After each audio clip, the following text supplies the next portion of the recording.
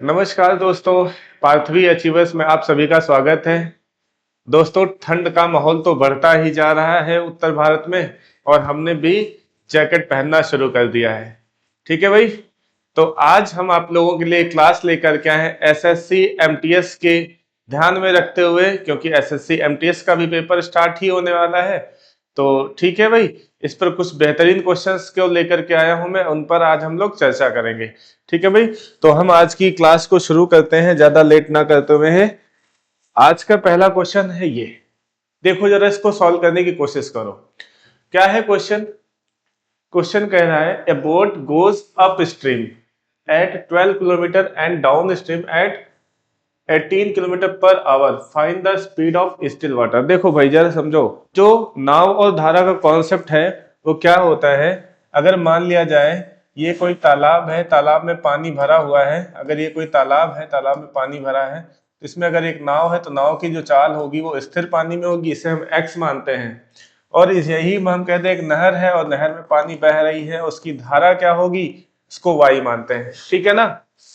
तो यहां से आप समझिए क्वेश्चन में ये कहा गया है, क्वेश्चन में कहा गया है एक नाव धारा के विपरीत 12 किलोमीटर पर घंटा जाती है। विपरीत जाती है यानी कि x minus y, x minus y होगी, और धारा के साथ जाती है, इसका मतलब ये क्या होगी, x प्लस वाई। तो हम ये कह सकते हैं कि यदि x plus y equal to 18 है और x minus y equal to 12 है, हमें स्थिर जल में नाव की चाल चाहिए यानी x चाहिए।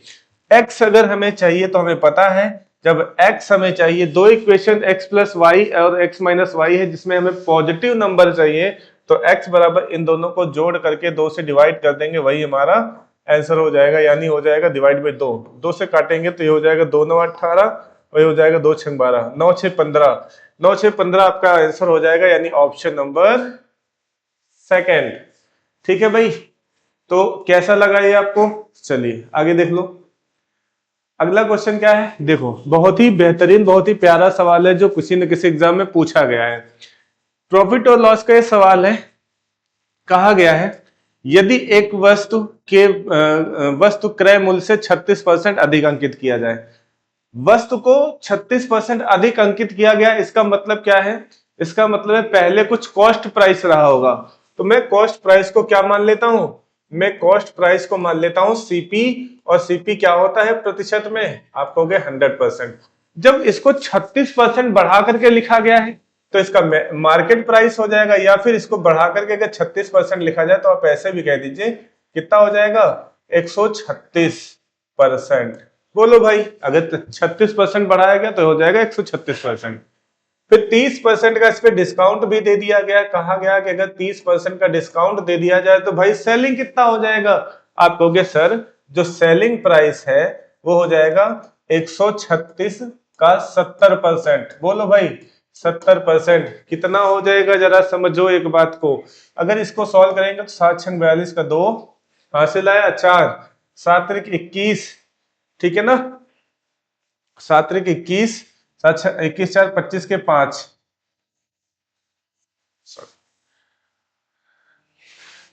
70% क्या हो जाएगा, सेलिंग प्राइस हो जाएगा, और ये हो जाएगा 7 7 6 42 का 2 हासिल आया 5, 7 21 4 25 के 5 हासिल आया 1, 7 एकम 7, 7 2 9, ठीक है ना। हाँ तो 95, और ये परसेंट से एक जीरो तो कट ही जाएगा, दशमलव ये आ जाएगा, यानी 95.2। सेलिंग प्राइस कितना हो जाएगा, 95.2, और कॉस्ट प्राइस क्या था 100%। तो यहां से जो डिस्काउंट होगा 100 में से 95 जाएगा तो 5% बचेगा, और उसमें से 0.2% और घटाएंगे तो आप कहोगे इन दोनों का अंतर 4.8%। ठीक है ना भाई, क्योंकि ये 100 से कम है तो ऐसी कंडीशन में क्या हो जाएगा, लॉस हो जाएगा, यानी 4.8% का हानि हो जाएगा, ऑप्शन नंबर सेकंड। ठीक है भाई, चलिए अगले सवाल पर आ जाओ। अगला सवाल क्या कह रहा है, अर्थमेटिक प्रोग्रेशन, यानी कि जो अर्थमेटिक प्रोग्रेशन है उसका हमें 23 पदों 23 पदों का योगफल बताना है। एक समांतर श्रेणी, क्या होती है समांतर श्रेणी, इसके बारे में आप जानिए, बताइए क्या होती है। ठीक है, समझो जरा क्या होती है। समांतर श्रेणी, समांतर अगर इसको तोड़कर देखा जाए तो समान अंतर, समांतर का मतलब होता है समान अंतर, मतलब दो लगातार संख्याओं के बीच में अंतर कितना है, 4। अगर यही अंतर आगे भी आता रहता है तो हम ये कह सकते हैं कि ये समांतर श्रेणी है। और समांतर श्रेणी का जो n पदों का योग होता है उसे कहते हैं Sn equal to n/2 bracket में 2a plus n-1 into D. और ये d क्या है, d है कॉमन रेशियो, सार्व अनुपात, जो कि ये दोनों के बीच में कॉमन है, यानी कि d बराबर कितना हो जाएगा, 4। ठीक है भाई, तो याद रख देते हैं यहाँ पर क्वेश्चन को। योगफल पूछा है तो n कितना है, 23/2 2a, a कौन सा है, पहला पद, पहला पद है क्या आपका, पहला पद a बराबर 5 दिया हुआ है, तो आप कहोगे 2a यानी कि 10 हो जाएगा, प्लस n-1 यानी 23 में से 20 जाएगा तो क्या हो जाएगा, n बराबर तो 23 दे रखा है ना भाई, n बराबर 23 है, तो 23 में से जब एक घट जाएगा तो 22 बचेगा, 22 गुणा 4, 22 चौक 88, 88 10 98, 98 को जब 2 से डिवाइड करोगे इसका मतलब क्या हो जाएगा, 23 गुणा 98/2, काटेंगे इसको, 2 चौको 8 2 18, यानी कि आंसर क्या हो जाएगा, 23 गुणे 49, 23 गुणे 49, 23 इंटू 49 का मल्टीप्लाई कर लेंगे तो क्या हो जाएगा, अच्छा इकाई अंक में देखो 9 3 27, दो ऑप्शन में इकाई अंक सेम है तो यहाँ पर गुणा कर लेंगे। देखो दो संख्याओं का जो गुणा है बहुत ही आसान तरीके से हम आपको बताते हैं। देखो 9 3 27 के साथ हाथ में 2, 4 3 12, 9 2 18, 12 और 18 30, 30 2 32 का 2। अब देखो आपको मिल गया 27 और 27 सिर्फ एक ही ऑप्शन में है, ऑप्शन नंबर सेकंड इसका आंसर हो जाएगा। आगे गुणा पूरा करना चाहते हैं तो देखो 27 का कितना हो जाएगा, 30 2 32, 32 का 2 और हाथ में 3, 4 दूनी 8, 8 और 3 11, यानी कि इन दोनों का मल्टीपल कितना हो जाएगा, 1127। ठीक है भाई, आप कहोगे बहुत बढ़िया। आगे देखो, आगे क्वेश्चन क्या है, कह रहा P और Q की औसत मासिक आय 20,000। अगर औसत मासिक आय 20,000 है तो मुझे बताओ टोटल कितनी हो जाएगी P और Q की। आप कहोगे P और Q की टोटल हो जाएगी, योग हो जाएगी 40,000, क्योंकि औसत तो आपका कितना है, औसत 20,000 है दो लोगों का, तो योग कितना हो जाएगी 40,000। और फिर कह रहा है Q और R की औसत मासिक आय 40,000 है, तो ये Q और R की जो मासिक आय औसत आय है 40,000, तो योग कितना हो जाएगी 80,000। ठीक है भाई, तो मुझे क्या बताना है, मुझे बताना R की मासिक आय P की मासिक आय से कितने अधिक है, अच्छा ये बताना है। तो यहां से अगर मैं इसको सॉल्व करूं तो ये हो जाएगा P प्लस Q, अच्छा ठीक है कोई दिक्कत नहीं है। अगर मैं यहां से इन दोनों को जोड़ दूं, इन दोनों को हो जाएगा 1 20, ठीक है ना, P plus Q plus R, P plus Q plus R। अगर मैं देखूं P plus Q plus R, यहां से इन दोनों को घटा दिया जाए P और R, इन दोनों को अगर घटा दिया जाए तो घटाएंगे तो क्या हो जाएगा, ये Q तो खत्म हो जाएगा, तो इन दोनों का अंतर कितना हो जाएगा भाई, इन दोनों का अंतर हो जाएगा 40 में 80 में से 40 जाएगा तो आप कहोगे सर 40,000, आंसर हो जाएगा आपका 40,000। जब इन दोनों में से घटाएंगे तो Q और Q तो खत्म हो जाएगा, तो बचेगा P और R, और P और R का अंतर ही हमारा आंसर हो जाएगा। ठीक है भैया, चलो अगले सवाल पर आओ। अगला सवाल क्या है, यदि x प्लस 1 अपॉन एक्स, ये दिया हुआ है, यदि x plus 1 upon x equal to 7, ठीक है भाई, इक्वल टू 7 दिया है, तो बताना क्या है, x cube plus 1 upon x cube का मान क्या होगा। देखो भाई आप एक बात समझ लीजिए, क्यूब वाला क्वेश्चन है, तो यहां पर अगर देखा जाए इसको सॉल्व किया जाए तो k क्यूब माइनस 3k इसका ट्रिक होती है। क्या होती है ट्रिक, देखो ट्रिक होती है, यदि x plus 1 upon x equal to k है तो x cube plus 1 upon x cube का मान क्या हो जाता है, k क्यूब माइनस 3k।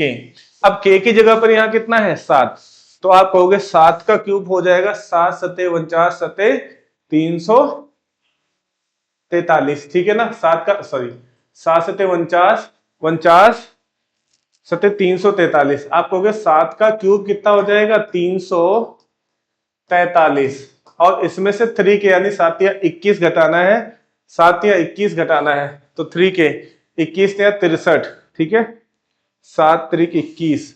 तो यहां से k क्यूब यानी k क्यूब का मतलब क्या है 7 का क्यूब माइनस 3 इंटू के का मतलब कितना है 7, तो 7 या 21 सॉरी 343, तो आप कहोगे 343 माइनस 21, 3 में से 1 जाएगा, इकाई अंक आएगा 2 और एक ही ऑप्शन में इकाई अंक 2 है, तो आप इसको आंसर लगा करके आगे बढ़ सकते हो। ठीक है भाई, तो यूनिट डिजिट से आप क्वेश्चन को सॉल्व कर सकते हो। आप सीधा सीधा कह सकते थे, क्या कह सकते थे, समझो, मैंने कहा k की वैल्यू कितनी है, मैंने कहा k की वैल्यू है 7, तो मेरा जो आंसर होगा वो 7 का क्यूब माइनस 7 इंटू 3 होगा, ठीक है ना।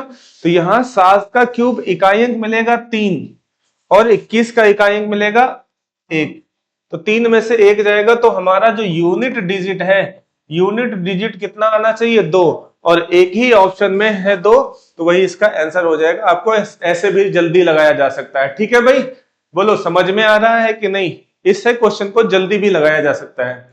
चलिए अगले सवाल पर आ जाओ।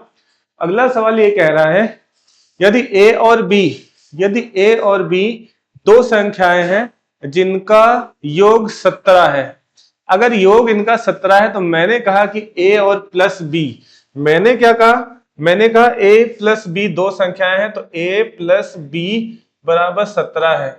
यदि दो संख्याओं का लघुत्तम समापवर्त और महत्तम समापवर्त यानी एलसीएम, ये एलसीएम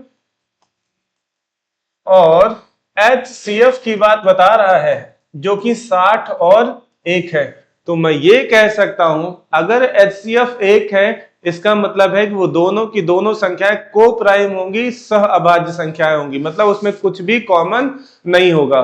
तो मैं एलसीएम कह सकता हूं, जो एलसीएम है वो इन दोनों संख्याओं का क्या हो जाएगा, आप कहोगे सर a इंटू बी, ठीक है, और ये किसके बराबर हो जाएगा, ये बराबर हो जाएगा 60 के।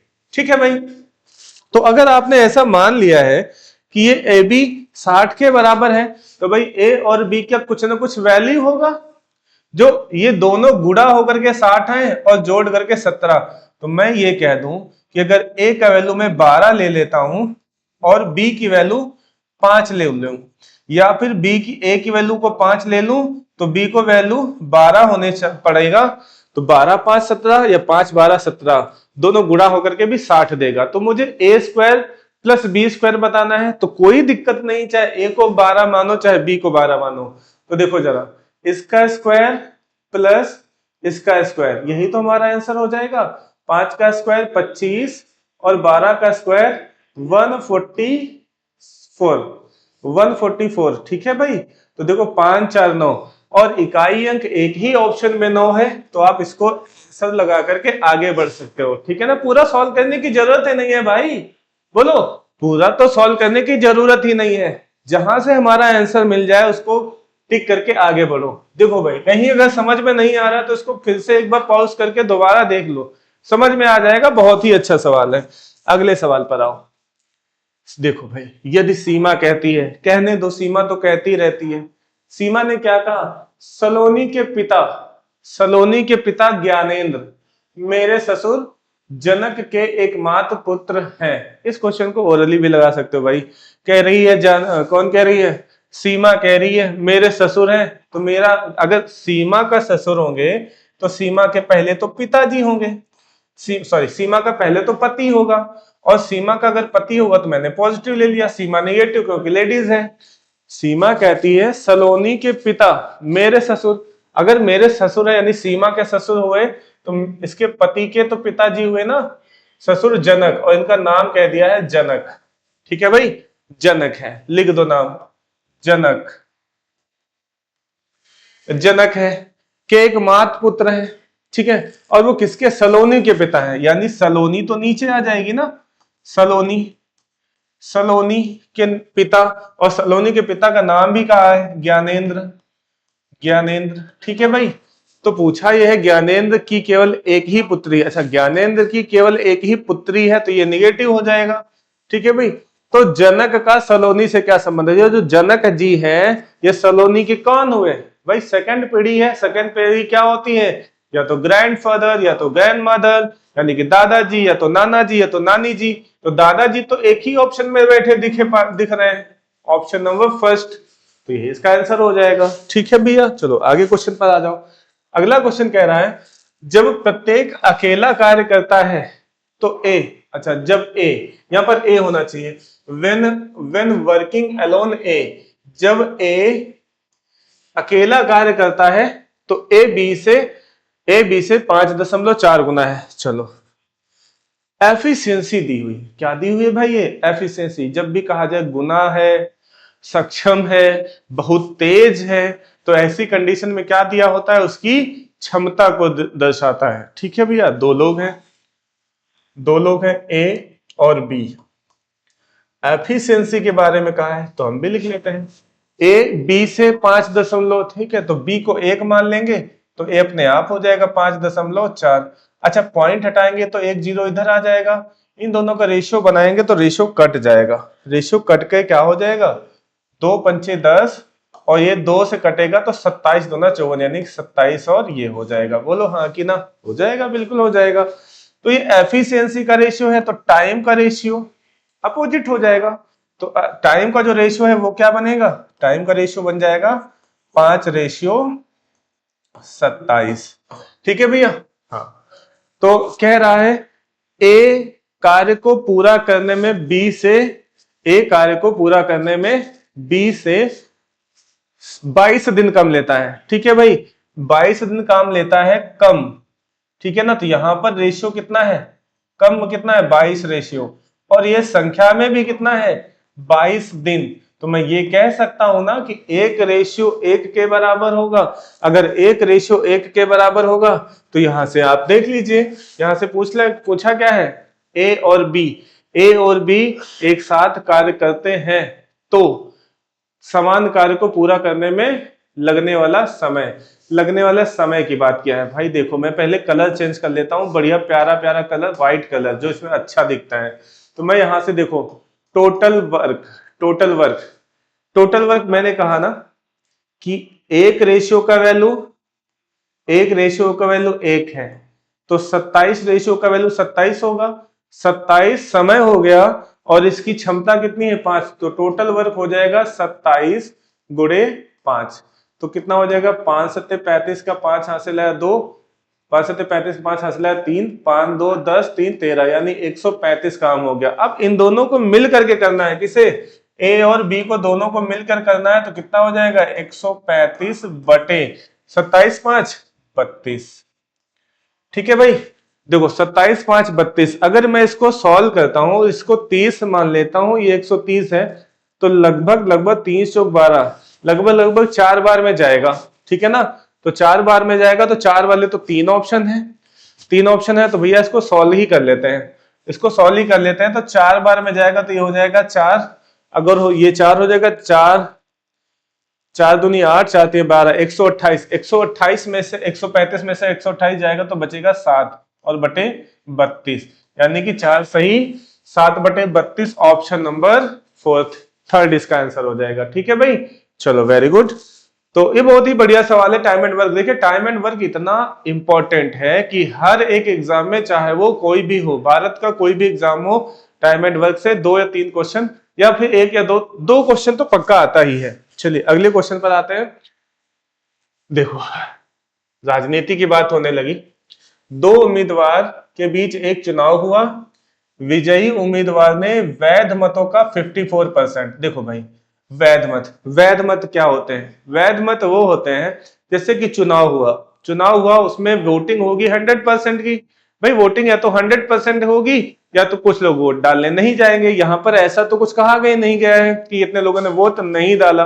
ठीक है, तो भाई देखो वोटिंग जितनी भी होगी वो 100% होगी, वो कितने भी लोग जाए। ठीक है ना, अब उसमें से जो मत खराब हो गए उनको बाहर निकाल दिया जाएगा, डाले गए वोटों में से जो खराब हो गए उनको बाहर निकाल दिया गया, तो जो सही बचे, हार जीत केवल और केवल उन्हीं पर होगी। तो आप जानते हो कि संख्या, जो वैध मत होंगे उसकी एक संख्या होगी और संख्या परसेंट में 100% होती है। तो मैं ये कह सकता हूं कि जो वैध मत है वो कितने होंगे? आप कहोगे सर 100%। वैध मत कितने हो गए? 100%। अगर एक जीतने वाला बंदा है, जो जीता है, जो विनर है, उसको अगर 54% मिला है, तो हारने वाले को कितना मिले होगा? 46%। बोलो बात सही है? हाँ बिल्कुल सही है। तो हार जीत कितने से हुई भाई? इन दोनों का अंतर ही तो हार जीत है। आप कहोगे 56 में कितना, 46 में कितना जोड़े कि 54 हो जाए? तो आप कहोगे सर 8%। ठीक है, 8%। और ये कितने मतों से जीता है? 88। तो 8% बराबर 88 के है, तो 1% का जो मान है वो कितना हो जाएगा? 11। 11 88। तो 100% वोट पूछा था क्या? नहीं, 100% नहीं पूछा था। अवैध मत की संख्या भी दे रखी। चुनाव में डाले गए मतों की कुल संख्या पूछी। चुनाव में डाले गए मत कितने हैं? जितने डाले गए मत उसमें से 58 अवैध भी तो हुए हैं, इनको भी तो लास्ट में जोड़ा जाएगा। तो यहां से देखा जाए 100% तो हो जाएगा 1100, और 1100 में ये जो 58 है इनको जोड़ देंगे तो हमारा आंसर हो जाएगा 1158। और 1158 कौन से ऑप्शन में है? Option number 4। ठीक है भाई। भाई डाले गए मत और वैध मत में अंतर वही होता है जो मत खराब हो जाते हैं, और खराब मत कितने? 58। तो डाले गए मतों में जोड़ देंगे तो हमारे डाले गए मत आ जाएंगे। वैध मतों में जोड़ देंगे तो ये 100% कौन से हैं? ये 100% भाई वैध मत ही तो है, वैध ही मत हमने तो माना है। ठीक है भाई, चलो आगे क्वेश्चन पर आओ। अगला क्वेश्चन है, एक ट्रेन एक स्टेशन के प्लेटफॉर्म को 42 सेकंड में पार करता है। ठीक है, कोई बात नहीं, पार करने दो। प्लेटफॉर्म पर खड़े एक व्यक्ति को 26 सेकंड में पार करता है। ठीक है, ये बात भी सही है। अब आप समझो जरा, अगर कोई रेलगाड़ी है, मान लिया जाए ये एल लेंथ की है, और इसकी लेंथ की, इस रेलगाड़ी की, इस ट्रेन की हमें क्या डिस्टेंस भी दिया हुआ है, सॉरी स्पीड भी दिया है 29 मीटर पर सेकेंड। आगे एक प्लेटफॉर्म खड़ा हुआ है, इस पर एक व्यक्ति खड़ा हुआ है। ठीक है, कह रहा है अगर ये रेलगाड़ी इस प्लेटफॉर्म को पार करेगी तो कितना समय ले रही है? 42 सेकेंड। ठीक है ना। अच्छा, ये जब 42 सेकेंड कब ले रही? जब अपनी दूरी भी चलेगी और इस प्लेटफॉर्म की दूरी भी चलेगी, यानी दो डिस्टेंस चलेगी, तब टोटल टाइम लग रहा है 42 सेकेंड का। ठीक है, वेरी गुड बात है। लेकिन जब इस व्यक्ति को पार करेगी, जब इस व्यक्ति को, मान लिया ये वही ट्रेन है, अगर ये इस व्यक्ति को पार करेगी तो कितना चलेगी? केवल और केवल अपनी लंबाई के बराबर ही तो दूरी चलेगी। तो यानी कि इस व्यक्ति को पार करने में जो ये ट्रेन की दूरी है कितना समय ले रही है? आप कहोगे सर 26 सेकेंड। अब दोनों में कॉमन देखो क्या है, ये 26 कॉमन है। 26 कॉमन है तो घट जाएगा, 26 कॉमन है तो घट जाएगा, और घट करके कितना आएगा? 12 में से 6 जाएगा, 6 बचेगा, 3 में से 2 जाएगा, 16 बचेगा, यानी 16 सेकेंड है। अब ये 16 सेकेंड क्या है समझो जरा, ये 16 सेकेंड इस व्यक्ति को पार करने में लगने वाला समय है। ठीक है ना। तो हमें क्या बताना है? हमें तो प्लेटफॉर्म की लंबाई बतानी है। ठीक है ना, सॉरी ये एक मिनट,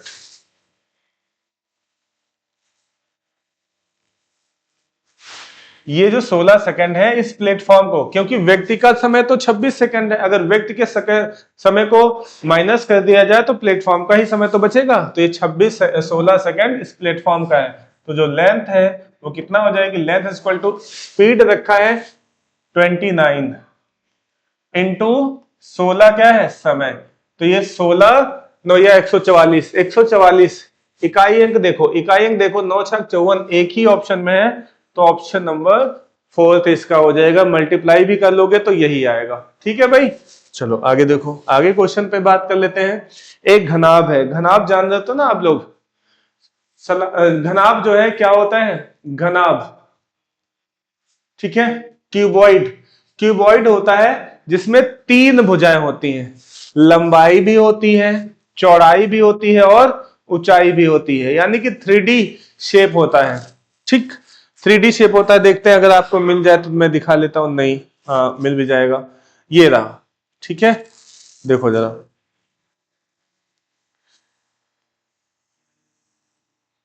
ये हो गया, बढ़िया। तो यहां पर देखा जाए तो यहां पर आपको लंबाई भी मिलेगी, चौड़ाई भी मिलेगी और ऊंचाई भी मिलेगी। देखो जरा, इसमें कहा गया है यदि लंबाई और चौड़ाई क्रमशः क्या है, लंबाई और चौड़ाई क्रमशः है, अगर मैं कहूं ये इसकी लेंथ हो गई, ये इसकी विड्थ हो गई और ये इसकी क्या हो जाएगी, ऊंचाई। तो अगर मैं इसका वॉल्यूम की बात करूं, इसका वॉल्यूम क्या होता है, वॉल्यूम होता है L into b into h, और इसका टोटल सरफेस एरिया यानी कुल पृष्ठीय क्षेत्रफल क्या हो जाएगा, कुल पृष्ठीय क्षेत्रफल यानी टोटल सरफेस एरिया क्या हो जाएगा, 2 times LB plus BH plus HL। ठीक है भाई, हाँ बढ़िया। तो यहां से अगर देखा जाए ये टोटल सरफेस एरिया तो दे रखा है ना कितना, 4200 इसकी जगह पर रख देंगे, और ये equal to 2 times LB, L कितना है 15, L आपका है 15 और B कितना है 16, और इन दोनों में मैं कहूं तो H कॉमन है, तो प्लस का H कॉमन ले लेंगे तो क्या बचेगा, L प्लस B ही तो बचेगा, L प्लस B। ठीक है, आप कहोगे सर बहुत अच्छी बात है। इसको जब काट देंगे तो क्या हो जाएगा, इसको काटेंगे तो ये हो जाएगा 21 बार में, यानी 2100 इक्वल टू 15 15 में 225 और 225 और 15 240, दो लगातार नंबरों का गुणा क्या हो जाता है, छोटे नंबर का स्क्वायर और उसमें छोटा नंबर ऐड कर दो, यानी 240 प्लस H तो हमें बताना ही है, इसको ऐसे ही रखो, L प्लस बी कितना हो जाएगा भाई, L प्लस बी हो जाएगा 31, 15 15 30 1 31, यानी H गुणा 31। तो भाई यहां से सॉल्व किया जाए तो ये 240 तो इधर आकर के माइनस हो जाएगा, तो 2100 में से पहले 200 घटा लो, 1900 बचेगा, और उसमें से फिर से क्या करो 40 घटा दो, तो 1900 में से 40 घटाएंगे तो 1860 इक्वल टू H गुणा 31। देखो जीरो जीरो जिस ऑप्शन में होगा वही आंसर होगा, हाँ है 3 में है तो ये तो आंसर नहीं होगा। देख लेते हैं, 6 18, ये कितनी बार में जाएगा, 60 बार में, यानी कि H क्या हो जाएगा 60 इसका